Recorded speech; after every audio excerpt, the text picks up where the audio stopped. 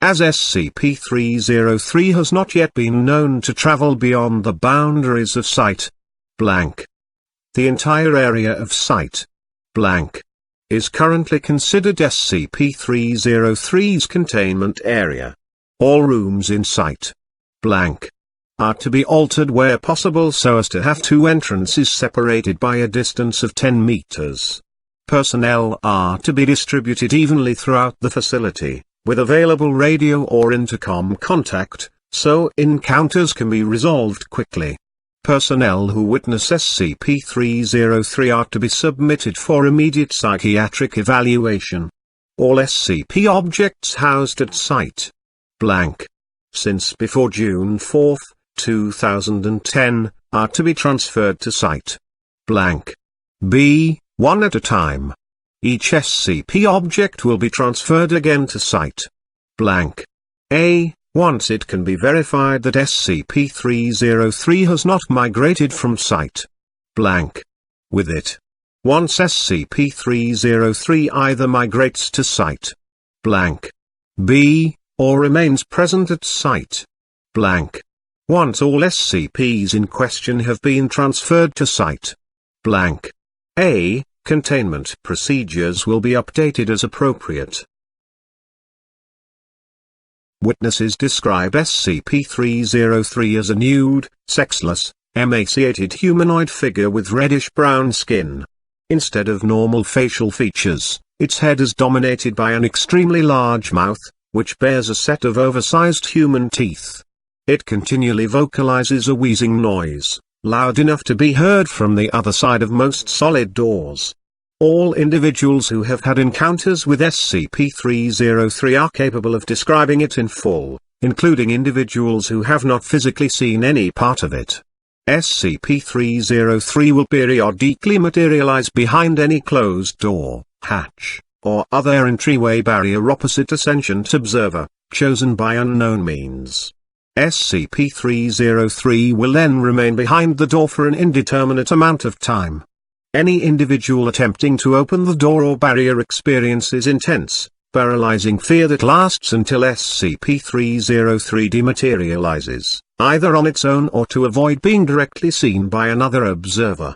The source of this fear is not clear, but appears to be similar in nature to arachnophobia and ophidiophobia, originating on a preconscious, genetic level. Data expunged.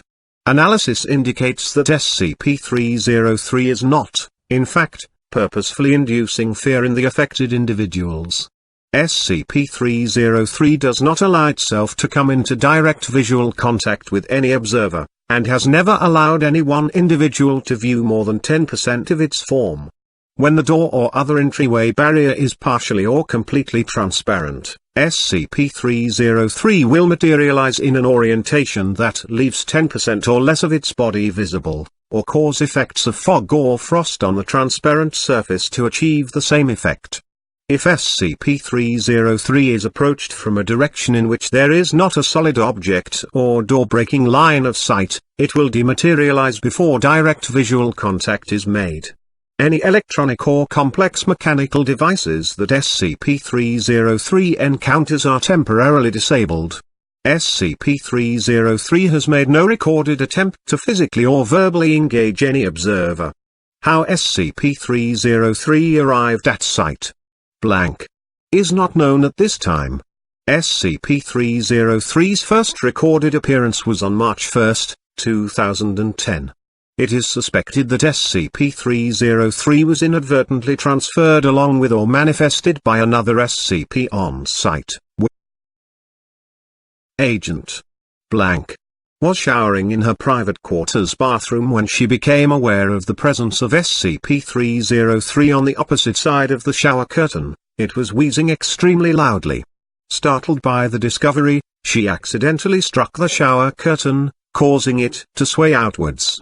The curtain partially wrapped around SCP-303, revealing that it was less than 0.5 meters from the curtain, standing erect and facing the shower. Agent blank reports spending approximately the next 3 hours sobbing in the shower, quietly, as not to disturb SCP-303. The agent reported that the wheezing stopped very suddenly, at which point in time she was able to exit the shower. A team consisting of Dr. Blank, Researcher Blank, and 4 security and 4 D-class personnel were assigned to be dispatched to any reported incident of SCP-303's materialization in order to immediately perform on-site testing. These logs take place at the daughter room. Blank. From the first floor hallway. SCP-303 was reported to be within room. Blank. 1 male D-class personnel, D303-1, was ordered to open the door and threatened that he would be transferred to SCP. Blank. Duty for non-compliance. He refused, citing extreme fear. 1 male D-class personnel, D303-1, was ordered to open the door and threatened that he would be terminated on the spot for non-compliance. He refused, claiming that if he were to do so that SCP-303 would. Data expunged. He was terminated on the spot. 1 female D-class personnel, D303-2, who had witnessed the termination of D303-1, was ordered to open the door and threatened that she would be terminated on the spot for non-compliance. She refused, claiming that if she opened the door, SCP-303 would. Data expunged. Researcher Blank was visibly shaken by this claim. D303-2 was not terminated. 1 female D-class personnel, D303-2, was ordered to open the door. 1 male D-class personnel, D303-3, was given 1 combat knife by security personnel and ordered to. Data expunged. Until D303-2 opened the door. After 2 hours of. Data expunged. D303-2 died from blood loss. D303-2 made no attempt to open the door. SCP-303 appears to have claimed the second-floor storage room as its own. It has so far disallowed any personnel entry to the room since April 5, 2010. It leaves periodically to acquire Foundation property, which is then moved into the second-floor storage room.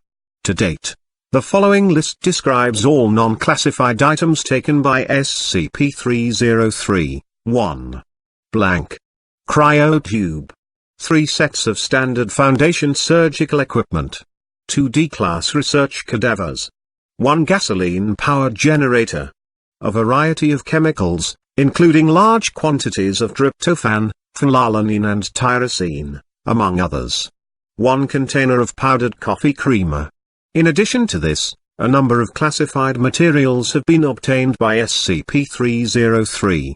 Staff are still attempting to determine what specific purposes SCP-303 may have for these materials.